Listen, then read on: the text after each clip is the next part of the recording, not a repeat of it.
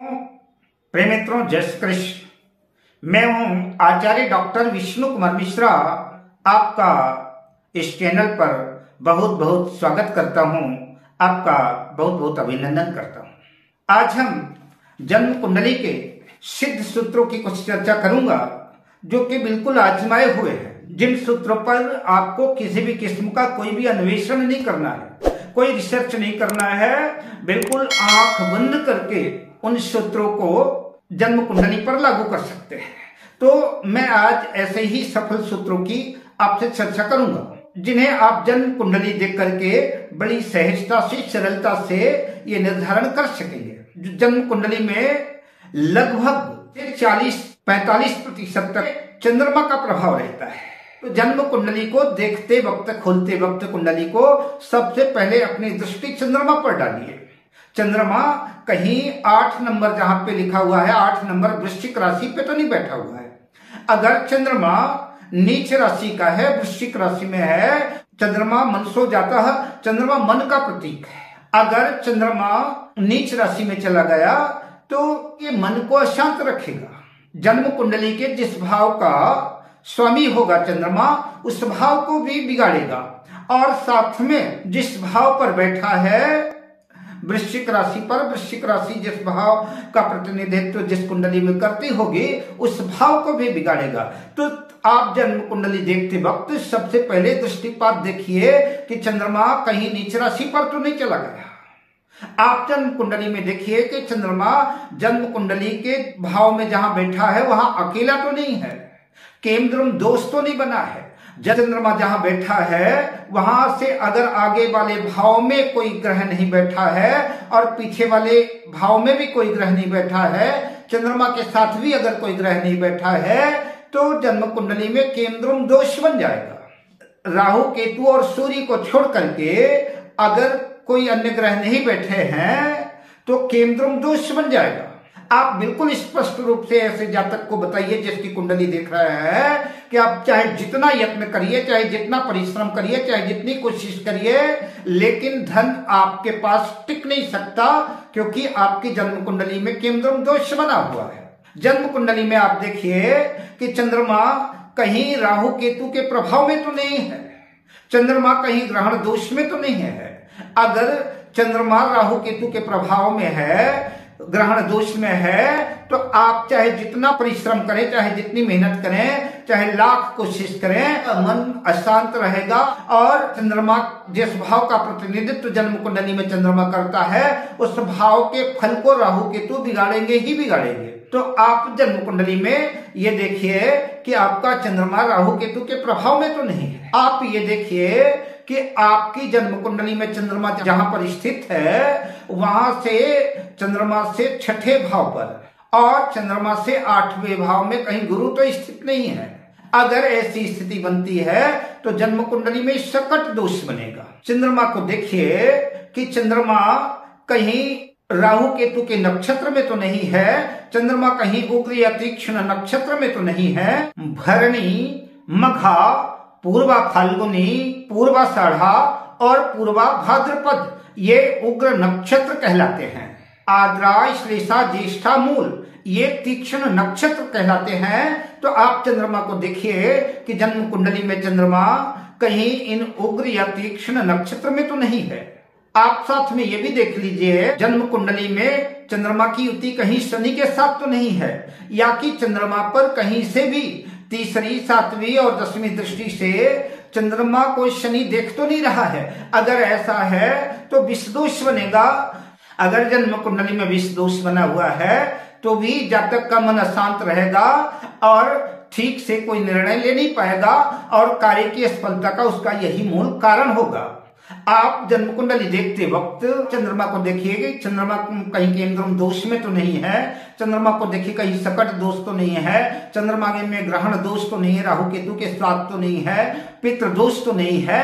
आप जन्म कुंडली को देख लीजिए, चंद्रमा नीच राशि में तो नहीं है, वृश्चिक राशि में तो नहीं है, ये सब कुछ देख लीजिए, क्योंकि जन्म कुंडली का 40 से 45% समस्या का कारण रहता है वो चंद्रमा रहता है। इसके बाद देख लीजिए कि चंद्र राशि से, नाम राशि से या प्रचलित नाम राशि से जातक के ऊपर कहीं शनि की साढ़े साती या शनि की ढैया तो नहीं चल रही है, यह भी एक मूल कारण है। आप जन्म कुंडली में ये भी देख लीजिए कि कहीं मारक भाव के स्वामियों की दशा अंतर्दशा तो नहीं चल रही है, शनि राहु केतु की दशा अंतर्दशा तो नहीं चल रही है, छठे, आठवें, 12वें भावों की स्वामियों की दशा अंतर्दशा तो नहीं चल रही है। इन दशाओं में भी समस्याएं क्रिएट होंगी। चंद्रमा के बाद आप अपने जन्म कुंडली का सूर्य को देखिए, 20 से 25% तक समस्याएं सूर्य के द्वारा उत्पन्न होती है। हालांकि सभी ग्रह सूर्य के नजदीक जाने पर अस्त हो जाते हैं, राहु केतु को छोड़ करके। अगर ग्रह अस्त हैं और उनकी दशाएं अंतर्दशाएं चल रही हैं, आपने जिन ग्रहों को योग कारक सिद्ध किया है कि ये ग्राज योग कारक हैं, इन ग्रहों की दशा अंतर्दशा आएंगी तो जातक की उन्नति होगी, पदोन्नति होगी, प्रगति होगी। अगर वो ग्रह सूर्य के प्रभाव में है, सूर्य से अस्त है, तो उन दशाओं में उतना बेनिफिट नहीं मिल पाएगा, उतना फल उसको नहीं मिल पाएगा। जातक को जितना फल चाहिए, तो आप साथ में सूर्य को देख लीजिए कि जो दशाएं चल रही हैं, वो ग्रह सूर्य से अस्त तो नहीं है। सूर्य आत्मा का प्रतिनिधित्व करता है, सूर्य कॉन्फिडेंस का, आत्मविश्वास का प्रतीक ग्रह है। और आपको यह देख लेना चाहिए कि सूर्य कहीं राहु केतु के प्रभाव में तो नहीं है। अगर सूर्य राहु केतु के प्रभाव में है, ग्रहण दोष लगा हुआ है, तो यह जन्म कुंडली का पितृदोष कहलाएगा। और ऐसा पितृदोष जीवन के हर क्षेत्र में असफल प्रदान करता है। विवाह देर से होता है, व्यापार व्यवसाय में घाटा लगता है, नुकसान लगता है, किसी भी काम में सफलता नहीं मिलती। तो आप देख लीजिए कहीं जन्म कुंडली में पितृदोष तो नहीं बना हुआ है। दूसरी बात, सूर्य जो है आत्मविश्वास का कारक है, कॉन्फिडेंस का कारक है। और अगर राहु केतु के साथ ग्रहण दोष लगा हुआ है, पितृदोष लगा हुआ है, तो आपके अंदर चाहे जितना बड़ा भी स्किल हो, जातक के पास चाहे जितना बड़ा हुनर हो, जितना बड़ा गुण हो, जितना बड़ा स्किल हो, लेकिन उसको ख्याति नहीं मिल पाएगी, उसको प्रसिद्धि नहीं मिल पाएगी, क्योंकि सूर्य जो है अपना प्रभाव नहीं दिखा पा रहा है। राहु केतु से सूर्य पीड़ित है। तो आपको जन्म कुंडली में सूर्य की स्थिति को भी देख लेना चाहिए। आपको साथ में ये भी देख लेना चाहिए, मंगल क्रूर ग्रह है। मंगल जन्म कुंडली के कहीं पहले भाव में, चौथे भाव में, 7वें भाव में, 8वें भाव में, 12वें भाव में तो नहीं बैठा है। अगर इन भाव पर मंगल बैठा हुआ है तो जन्म कुंडली में मंगलिक दोष बनेगा। और मंगलिक दोष विवाह में तो अड़चने पैदा करता ही है, विवाह में देरी करता ही है, वैवाहिक जीवन में भी जो है विष घोलता है, और साथ में अन्य कई क्षेत्रों में भी व्यवधान पैदा करता है। तो जन्म कुंडली में देख लीजिए कि कहीं मांगलिक दोष तो नहीं बना हुआ है। अगर मंगल सप्तम भाव पर बैठा है तो सप्तम भाव पर बैठा हुआ मंगल मांगलिक दोष तो बनाएगा ही बनाएगा, लेकिन वो पायरिया का रोगी भी बनाएगा, वो दंत रोगी भी बना सकता है। अगर मंगल के ऊपर किन्हीं क्रूर ग्रहों की दृष्टि है तो आप पक्का का पक्का 100% समझिए दंत रोग से, दांत के रोगों से देर सवेर पीड़ित अवश्य होंगे। जन्म कुंडली के 8वें भाव पर अगर केतु बैठा हुआ है तो देर सवेर कभी न कभी पाइल्स की बीमारी, बवासीर की बीमारी होगी ही होगी। आपको बताता चलूं कि शुक्र एक ऐसा अकेला ग्रह है, जन्म कुंडली के 12वें भाव में कोई भी ग्रह बैठ जाए तो उसको व्ययेश होने का दोष लगता है, लेकिन शुक्र ही एक ऐसा ग्रह है जो कि जन्म कुंडली के व्यय भाव पर, 12वें भाव पर भी बैठ जाए तो उसको व्ययेश होने का दोष नहीं लगता, बल्कि शुक्र वहां पर योग कारक हो जाता है, सौभाग्य कारक हो जाता है, सैया सुख प्रदान करता है, धन समृद्धि की वृद्धि करता है। तो शुक्र 12वें भाव में योग कारक और ज्यादा हो जाता है।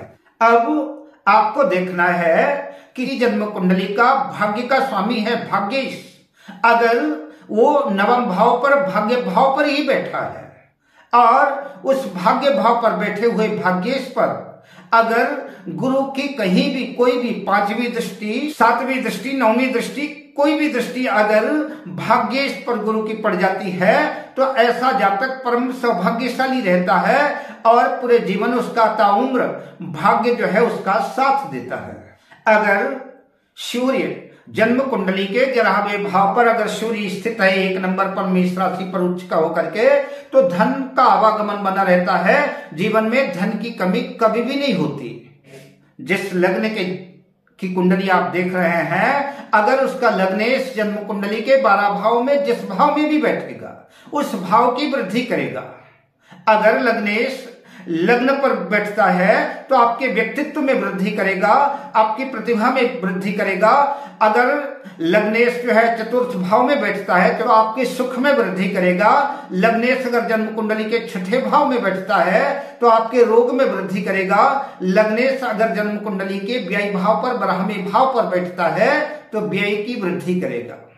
जन्म कुंडली के 12 भाव में किसी भी भाव पर कोई भी ग्रह अगर नीच राशि में बैठा है, नीच का होकर के बैठा है, तो वह नीच का ग्रह जन्म कुंडली के जिस भाव का स्वामी है उस भाव को तो खराब करेगा ही करेगा, उस भाव के फल को। साथ में जिस भाव पर वो नीच हुआ है उस भाव का भी फल बिगाड़ेगा, और साथ में जहां भी उसकी दृष्टि जाएगी उस भाव को ही बिगाड़ेगा। जन्म कुंडली के ये कुछ सिद्ध सूत्र हैं जिन पर आपको कोई अन्वेषण, कोई चिंतन करने की जरूरत नहीं है। बिल्कुल आप आंख बंद करके अप्लाई कर सकते हैं।